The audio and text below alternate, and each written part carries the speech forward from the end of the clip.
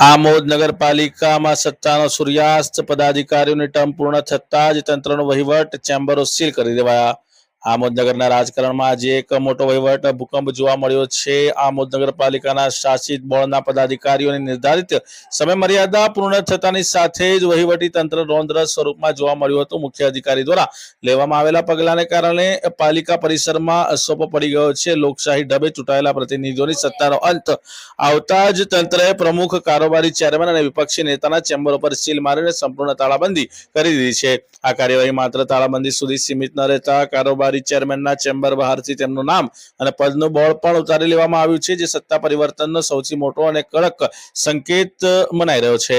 આ પ્રક્રિયાએ નગરના રાજકીય વર્તુળોમાં અનેક તર્ક વિતર્ક જગાવ્યા છે. જોકે સામાન્ય રીતે ટર્મ પૂર્ણ થતા જ સત્તાનું હસ્તાંતરણ થતું હોય છે, તે જ રીતે હાલમાં આમોદ નગરપાલિકાનો વહીવટ પણ સંપૂર્ણપણે સરકારી બાબુઓના હસ્તક થઈ ચૂક્યો છે અને ચૂંટાયેલા જનપ્રતિનિધિઓની ભૂમિકા એકાએક અસ્તિત્વવિહીન બની ગઈ છે.